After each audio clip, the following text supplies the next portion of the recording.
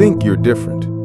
You believe that because you don't make the same choices as others, you're already a few steps ahead.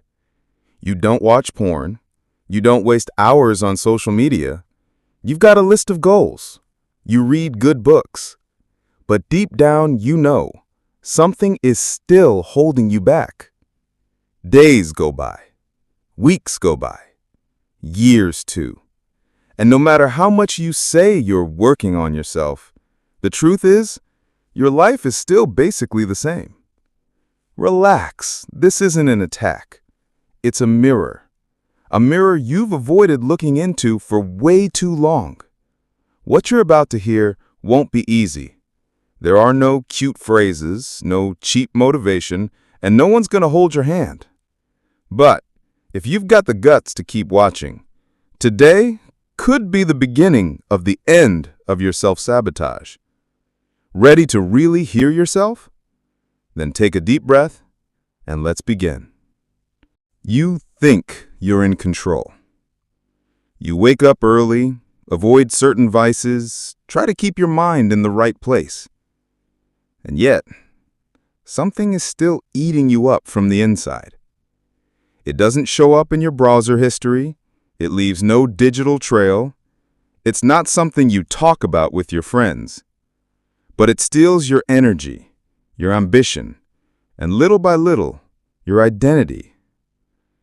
It's a quiet kind of corrosion.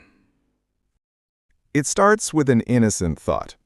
I just need a little more time to get organized. As soon as things calm down, I'll start.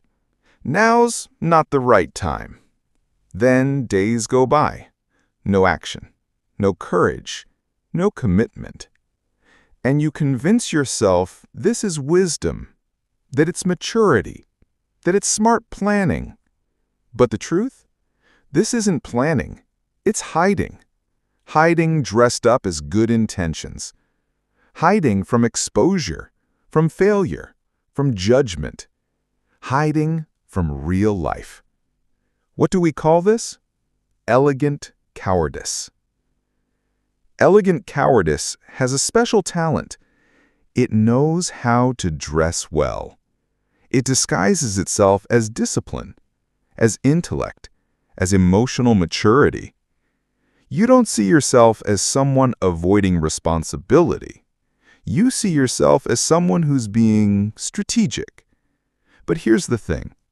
If you're always preparing and never moving, you're not preparing, you're hiding. And it's a classy kind of hiding, because no one calls you out on it. No one's going to criticize you for reading one more book, for waiting for the right time, for wanting to do things with excellence. In fact, you get applause.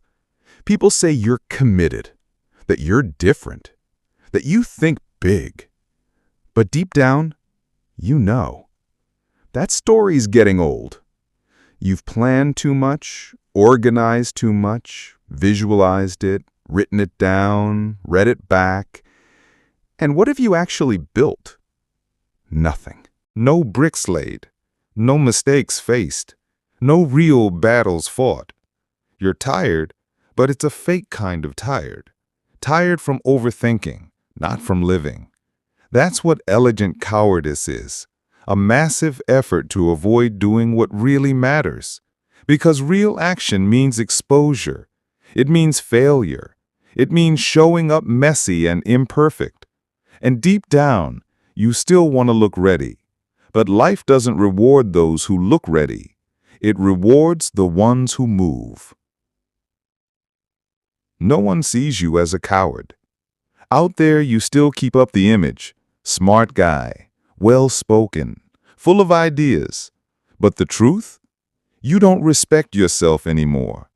Every goal you postpone, every plan you start and abandon, every day that ends exactly like the one before, you lose a piece of trust in yourself. And it doesn't make noise. It doesn't hurt right away. It's a silent erosion. You become more cynical, more critical, more distant. You start laughing at the ones who try, mock the ones who take risks, Call naive the ones who still have the guts to believe. But that's not wisdom. That's emotional defense. You attack what reminds you of what you gave up on. Because seeing someone in motion exposes your stillness. And that stings. So you cover it up with irony, with sarcasm, with pretty excuses. But at night, when no one's looking, you know, you feel it, that you're living way below your potential, that the fire you once had has turned into cold ash. And the worst part? You've learned to live with it. In the beginning, you still believed. You made plans, set goals, visualized the future. But when it was time to act, you froze. You kept waiting for that one day where you'd wake up inspired, confident, ready. But that day never came. And the more you wait, the harder it gets to stand up.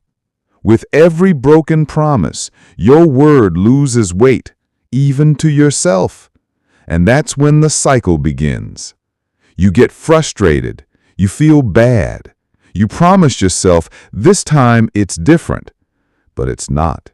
And the more it repeats, the more you convince yourself that maybe the problem is you.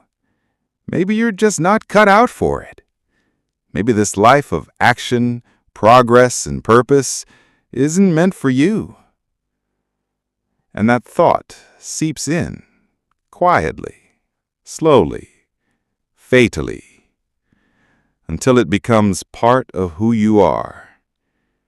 You stop being a man with fear and become the kind of man who doesn't even try anymore.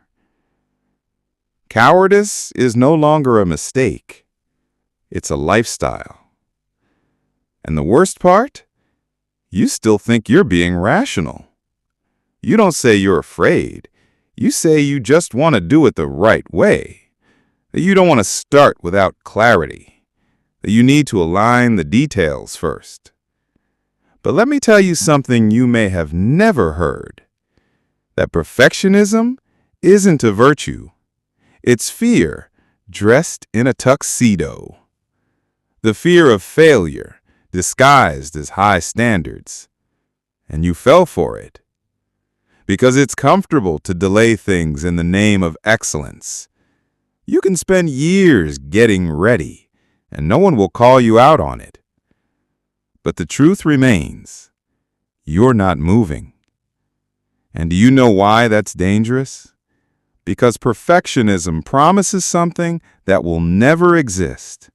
The perfect moment. Total confidence, absolute certainty. That moment doesn't come. Never has, never will.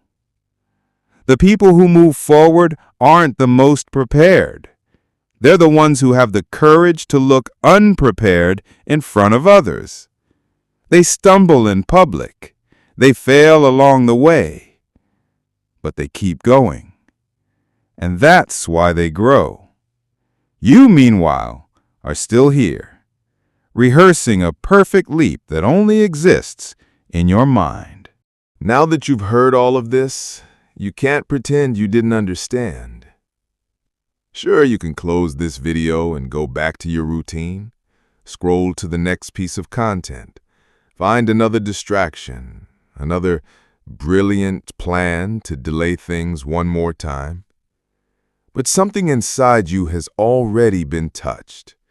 And that discomfort you're feeling right now, it's not guilt. It's the part of you that's still alive. The part that still believes. The part that's tired of lying, tired of waiting, tired of pretending to be strong while feeling weak inside. You don't need a new method. You don't need another book. You need a raw decision. To stop hiding behind well-crafted excuses. To do today what your cowardly version keeps putting off. It's not about making a massive leap. It's about taking a real step right now. Something that makes you uncomfortable, that pushes you out of place, that breaks the cycle. Because in the end, what destroys you faster than porn isn't an explicit addiction. It's the subtle habit of disappointing yourself in silence. A man who no longer trusts his own word is condemned to stagnation, and only you can break that. So let me ask you, what will you do in the next 24 hours to prove to yourself that there's still life inside you? Choose, act, and never lie to yourself again.